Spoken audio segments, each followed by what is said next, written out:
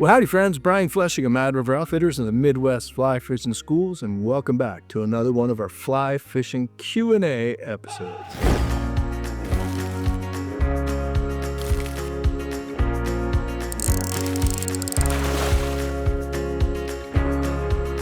Well, friends, it's spring, or almost spring, of 2025, and it's been a little while since we've done a Q&A, so we thought we'd jump right in. And first of all, as always, thank you for all of the questions. You know, it's questions that really drive our business, and as we always say, send those questions over to us via email. And if we use them here on the YouTube channel, we're going to send you a hat and a fly box. And if they need to be answered via email, well, actually, they do all get answered via email. We just kind of save some and pick through the good ones and feature them here on the YouTube channel. But also, too, if you have an important question you need it answered right away, or you would prefer to speak to someone, I know it's a bit old-fashioned, but we do still answer the phones here at the shop, and we love talking to y'all. So pick up the phone and give us a call.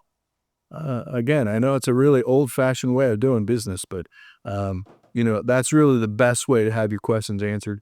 Just a reminder that we cannot answer questions in the comments here on YouTube. And I apologize, but I work 7 days a week here at Mad River Outfitters. I answer emails and phone calls all day long. And there's just no possible way for us to monitor and answer all of the hundreds and hundreds of comments on YouTube. So send those questions over via email or pick up the phone and give us a call. So let's jump right in. All right, friends, our next question, hopefully it's an easy one, comes to us from Jonathan Lowry from Brandon, Mississippi. And Jonathan says, "Good evening. My name is Jonathan. I'm trying to get into fly fishing as a guy from the deep south. We don't have many fly fishermen around me, so I feel like I'm learning in a vacuum. I've watched many of your YouTube videos, and they've helped me tremendously. That being said, I do have an issue that I can't seem to fix, aside from the numerous other issues I'm having." Well, that's not, Jonathan, it's not this kind of channel. Let's stick to the fly fishing issues. When I go to pull my line off the water for my upcast, my fly makes a horrendous glug, G-L-U-G, glug, as though I had a popper tied on. It's like my pickup is dragging the fly over the water before it actually picks up. Can you think of what I may be doing wrong in this instance? Well, Jonathan, just so happens I know exactly what you're doing. And this is very, very, very common. We see it all the time. And what you're doing, think of this. A fly cast should be just like an airplane taking off a runway. It should get going slowly, and it should gradually build up speed. And by the time it lifts off and you're going to apply the speed, well, at that time, most of your fly line and even a good portion of your leader, maybe just the tippet and the fly is left on the water, and by that time it's an easy liftoff, and you will eliminate the glug from your cast. So what's happening is your airplane pilot he's on the intercom and he's saying, "Welcome aboard Flight Synchronous and everybody, hold on, here we go." And they all have whiplash because he goes from 0 to 600. You're starting your cast and you're ripping it off the water. And that's what's causing that glug. Not to mention, my guess is you'll notice this, that you're spraying water. You're making all kinds of slurping and slooshing sounds as the line rips off the water. And you're alerting every fish for 30 yards, 50 yards that you're there doing what you're doing.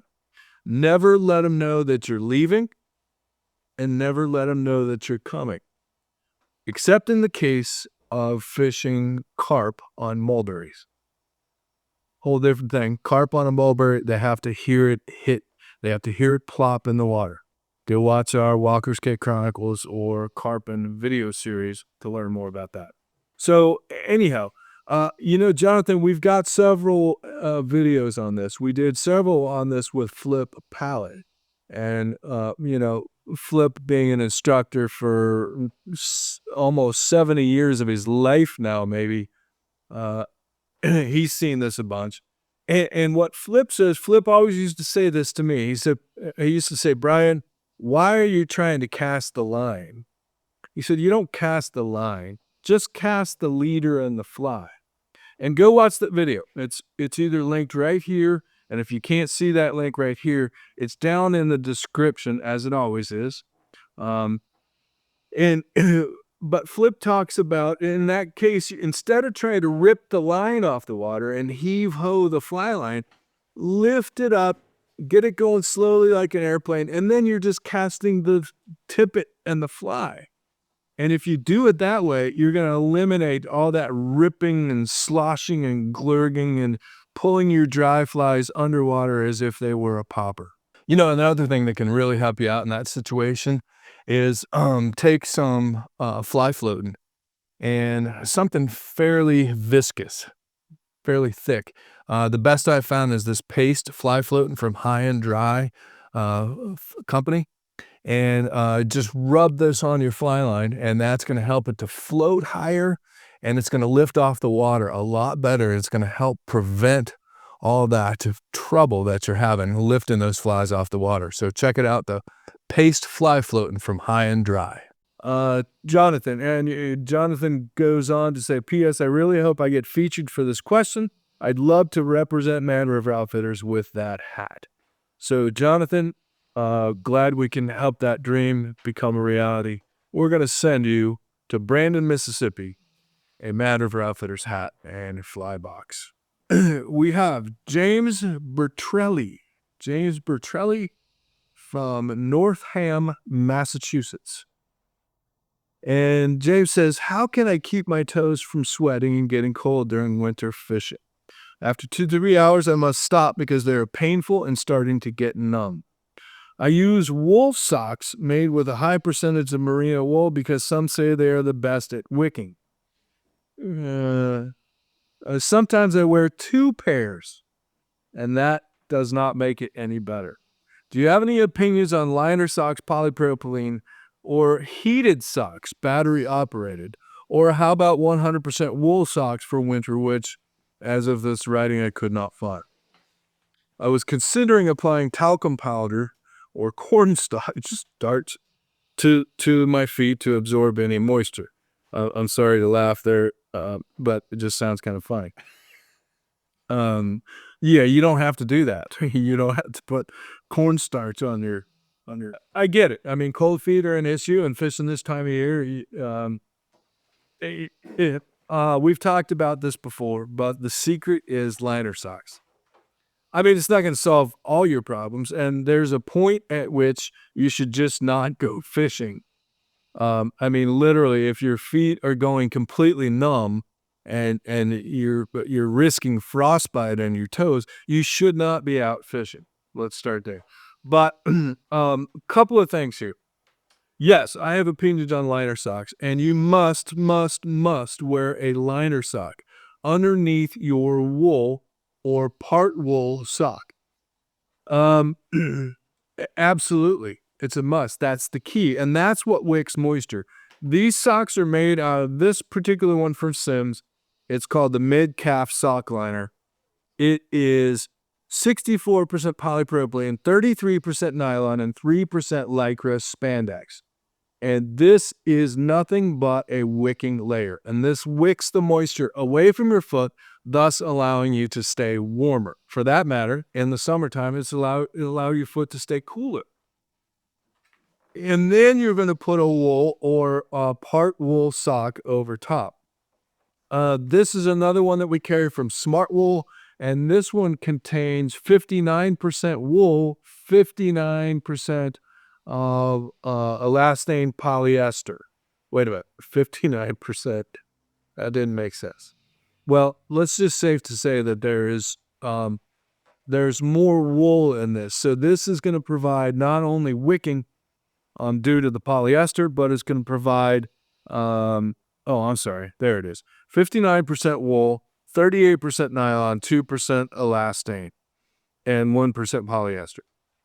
So this is a wicking liner sock, but it also provides a level of warmth with the wool. But the most important part is it's going to wick that moisture away from your foot and into your outer layer. So absolutely, fishing in cold weather, you've got to have a liner sock. And like I said, for a little bit of insulation, the Smart Wool are great.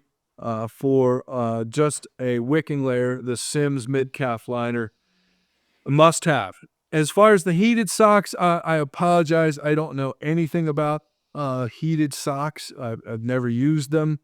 It just seems like it would be kind of odd to me to be having batteries strapped to my body.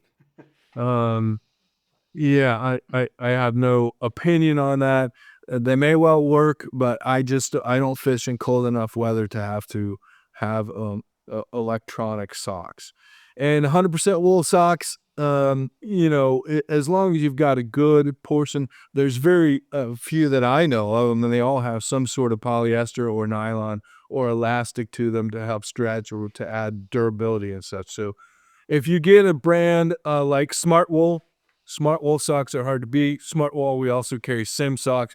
Just look on our website. We only carry things on our website that we like, that we believe in, and that we recommend. So you can look at the socks there that we recommend.